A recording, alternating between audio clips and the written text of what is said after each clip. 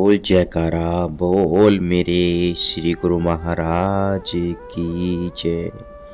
सौभाग्यशाली गुरुमुखो, सर्वगुण संपन्न, तीनों गुणों से न्यारे संसार के रचयिता प्रभु संत महापुरुषों के वेश में त्रिगुणी संसार में विचरण कर स्वयं उन नियमों का पालन दृढ़ता से करते हैं जो मृत्युलोक में मानव के लिए आवश्यक है। जन कल्याण हेतु अपने सुकोमल तन पर कष्ट उठाकर आदर्श स्थापित करते हैं ताकि साधारण प्राणी उस आचरण में जीवन से शिक्षा प्राप्त कर आत्म उन्नति के पथ पर सरलता से अग्रसर हो सके। भगवान श्री कृष्ण जी महाराज जी ने श्रीमद् भागवत में भी फरमाया है, यथा चरिते श्रेष्ठ स्ते देवोतर धन स सत्य प्रणाम कुरुते लोक स्थित तनदुविते। अर्थात महापुरुष जो आचरण करते हैं साधारण मनुष्य उसका अनुसरण करते हैं। महापुरुष अपने विलक्षण कर्मों से जो आदर्श स्थापित कर देते हैं संपूर्ण विश्व उसके अनुसार कार्य करता है। हे अर्जुन, त्रिभुवन में से मेरे लिए कुछ भी कर्तव्य नहीं है, न तो मुझे किसी पदार्थ का अभाव है और न ही आवश्यकता है, फिर भी मैं सदैव कर्म में ही तत्पर रहता हूं। श्री श्री 108 श्री सद्गुरु महाराज श्री तित्यवासाही जी ने आपको जिस समय और जिस प्रकार की सेवा प्रदान की, आप हित चिंता पूर्ण श्रद्धा एवं कर्तव्य निष्ठा बनकर पूर्ण करते गए। आपके लिए जंगल में झाड़ियों की सफाई करना, पत्थर उठाना, बाग बगीचों की संभाल, ट्रस्ट ऑफिस की सेवा करना अथवा प्रबंधक समिति में सम्मान पाना सब एक समान था। आपका लक्ष्य एक ही था। जैसे कहा है, हे जिज्ञासु, तू अपने मालिक के ध्यान में पूर्णतः लीन हो जा, क्योंकि इसी का नाम योग है, तो स्वयं को मिटा दे। भक्ति मार्ग में बस यही पूर्णता है। सन 1954 में श्री आनंदपुर के पावन धरा पर जब श्री आनंद सर की महातीर्थ का उद्घाटन हुआ और सेवा के लिए श्री वचन हुए, श्री तित्यवासाही जी ने प्रेम सागर में ऐसे डुबकी लगाई मानो सारी सृष्टि इस सौभाग्य को पाने के लिए दौड़ी चली आई। उस समय आप भी श्री आनंद सर की खुदाई अथवा पत्थर आदि उठाने की जो सेवा श्री आज्ञा से मिली उसे संपूर्ण करने के लिए अपनी ही धुन में चुपचाप दिन रात सेवा में लीन रहे। आप श्री आज्ञा अनुसार प्रातः समय 1 घंटा विशेष सेवा में महात्मा ध्यान सागरानंद जी के साथ अवश्य भाग लेते। एक बार आप जबकि 1 घंटा सेवा कर चुके थे, महात्मा आत्म धर्मानंद जी ने आपको बुलाकर कहा कि आओ हमारे साथ ट्रक में पत्थर भरने की सेवा करें। आप उनके साथ चल पड़े। बावली पर ट्रक में पत्थर भरने के पश्चात आप स्वयं भी ट्रक में चढ़ गए और पीछे सड़क की ओर मुख करके खड़े हो गए। महात्मा जी ने मोड़ काटते हुए जोर से ब्रेक लगाई। अचानक ही एक भारी पत्थर लुढ़क कर आपके बाहें चरण पर आ गिरा। उसकी तीखी धार से वह गहरा घाव हो गया। कुछ नसें कट जाने के कारण रक्त बहने लगा और बहुत तेज दर्द होने लगा। आपने उफ तक न की। चरण पर शीश से रुमाल उतारकर बांध लिया और श्री आनंदपुर पहुंच गए। डॉक्टर रामलाल और यहाँ पर जितनी चिकित्सा उपलब्धि थी उसी अनुसार आपके चरण पर पट्टी करते रहे। आप दर्द को सहन करते हुए सेवा में संलग्न रहे। श्री स्वामी जी श्री चतुर्वासाही जी साधु वेश में मैंने कहा, आपको गंभीर चोट आई, थोड़ा आराम कर ले। आपने कहा, स्वामी जी श्री सद्गुरु श्री चित्तवासाही जी के श्री चरणों में विनय न करना, दर्द ठीक है, हो जाएगा। यह सेवा में विघ्न है, टल जाएगा। सेवा ही जीवन की और आंतरिक सुख की दाता है, इसे पाना है। उनके मुख से अनायास ही वचन हुए कि सचमुच आप सहनशीलता एवं धैर्य की मूर्ति हैं। आप गुरु भक्ति में आदर्श हैं। उस समय आपको जो चोट लगी वह कोई साधारण न थी, बल्कि नसें कट जाने के कारण आपके चरण में बहुत सूजन आ गई और दर्द भी बढ़ता गया। कुछ समय पश्चात आपका वही चरण अनबुझे अंगारों के ऊपर अनायास ही पड़ गया। परंतु जब आपको जलन का तनक भी आभास न हुआ तो डॉक्टर समझ गए कि यह नसों का ही गंभीर समस्या है। उसने श्री गुरु महाराज जी के चरणों में विनय की, आपको तुरंत ही उपचार के लिए भेजा जाए। आपके बड़े भाई की विनय पर महाप्रभु जी ने आपको कलकत्ता चिकित्सा के लिए भेज दिया। महाप्रभु जी ने अपना आशीर्वाद प्रदान करते हुए फरमाया कि घबराने की आवश्यकता नहीं है, आपने तो परमार्थ की बहुत बड़ी सेवा करनी है, आप बिल्कुल ठीक हो जाएंगे। कलकत्ता में उस समय के विख्यात डॉक्टर बनर्जी ने आपके चरण की नसों को ऑपरेशन द्वारा ठीक किया। महात्मा नित्य अनमोलानंद जी भक्ति वेश में को आपकी सेवा में भेज कर गया।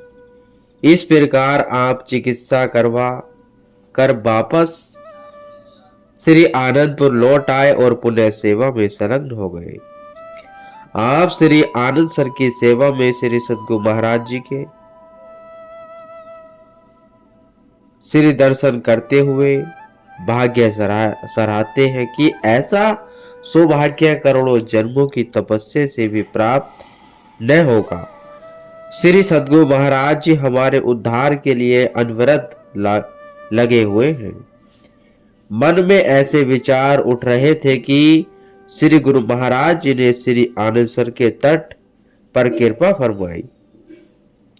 ऊपर तपता सूरज अपनी प्रचंड किरणें बिखेर रहा था।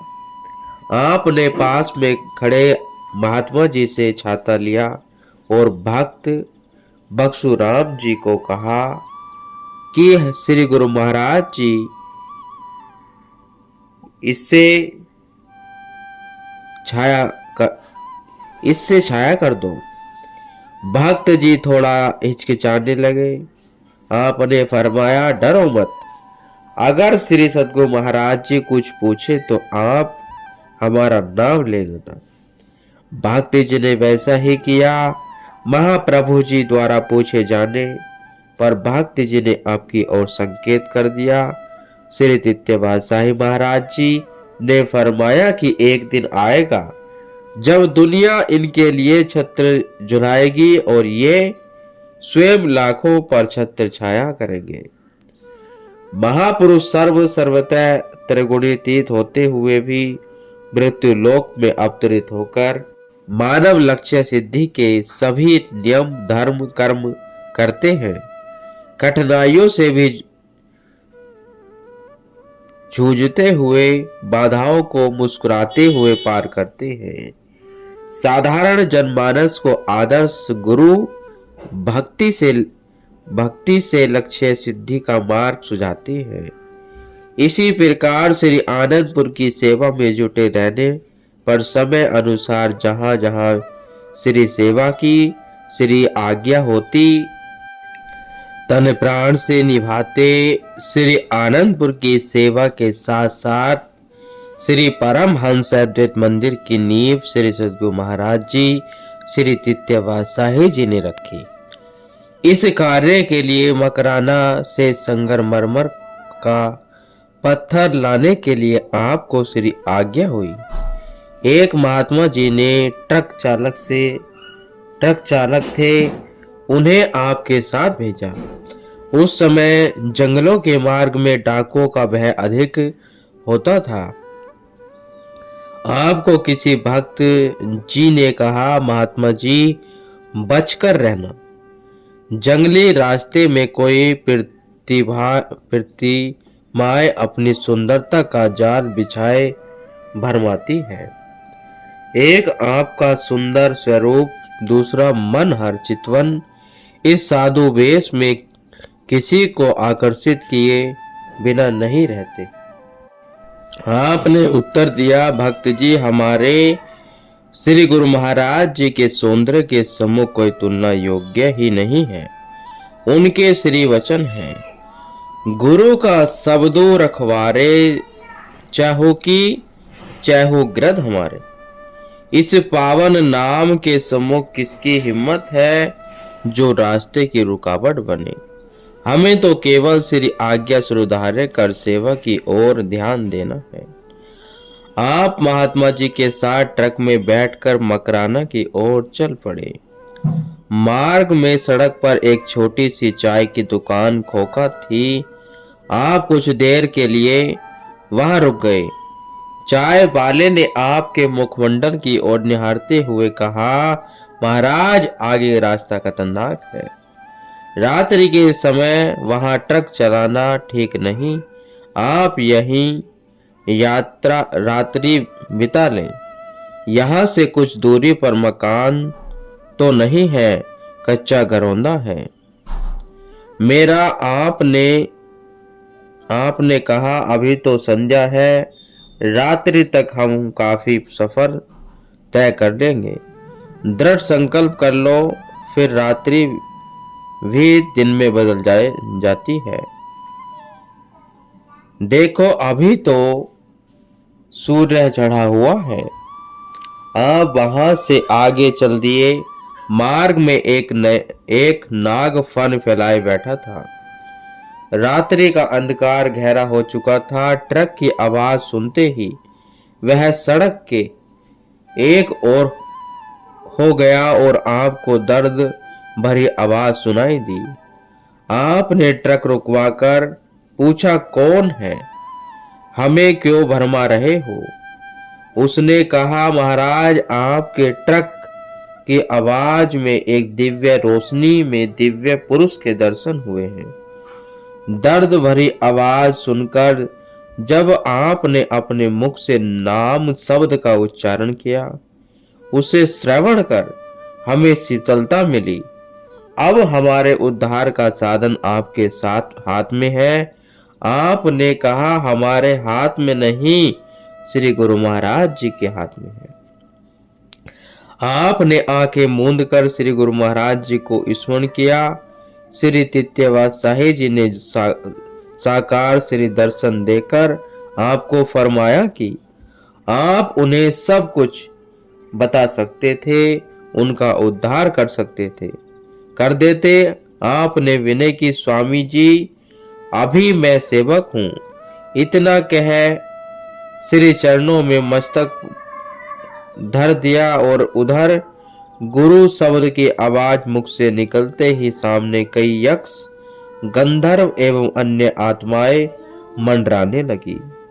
श्री गुरु महाराज जी ने फरमाया, हम आपको यह आज्ञा दे रहे हैं कि आधा घंटा ट्रक में ही गुरु शब्द जोर जोर से उच्चारण करते जाओ। इन सब को कह दो कि इसी शब्द का उच्चारण करते रहें। जितना अधिक शब्द उच्चारण करेंगे उतना जल्दी उद्धार हो जाएगा। इनके उद्धार का समय आ चुका है। आपने श्री आज्ञा श्रोधार्य कर सबको हुक्म सुना दिया। आधा घंटा श्री गुरु महाराज जी आपके पास ट्रक में विराजमान रहे। आप शब्द का उच्चारण करते जा रहे थे और देख रहे थे कि कई आत्माएं तो उसी समय ज्योतिमय बनकर जा रही थी। आपने विनय की, स्वामी जी मैंने आपके विश्व में विश्राम में वहन डाला। आप स्मरण करते ही प्रकट हो गए। श्री गुरु महाराज जी ने फरमाया, हम तुम दोनों एक स्वरूप हैं। यह काम तुम्हारा था जो हमसे पूरा करवाया। आप जब भी उस मार्ग से जाते चाय वाली दुकान पर अवश्य ठहरते। वह भी विनय करता कि महाराज आते जाते यह अवश्य ठहरा कीजिए। देखो आपकी कृपा से यहाँ कितनी जल्दी सड़कें व रास्ते बन गए हैं। आप हम पर भी कृपा करें। घरौंदे में अपने चरण डालकर उसे पक्के मकान में परिवर्तन कर दें। वह आपसे चाय के पैसे नहीं लेता था। आपने कहा संतों से लेना देने का संबंध तो चलता आया है। तुम्हारा मकान तो बन जाएगा, परंतु श्री आनंदपुर के आकर गुरु शब्द लो और नाम की कमाई से फूलो फलो। कुछ ही समय में उसकी कोठी और दुकान दोनों बन गई। वह श्री परमहंस श्री आनंदपुर का स्थान पूछता हुआ परिवार सहित यहाँ पहुंचा तो आप गुरु गद्दी पर आसीन थे। उसने परिवार सहित नाम दीक्षा ली और श्री दर्शन कर निहाल हो गए। पुनः श्री दर्शनों के लिए श्रद्धा से आने लगा। तो श्री गुरु महाराज जी ने जो नाम शब्द दिया है हम भक्तों को, उसे श्रद्धा पूर्वक 2 घंटे भजन सिमरन रोज किया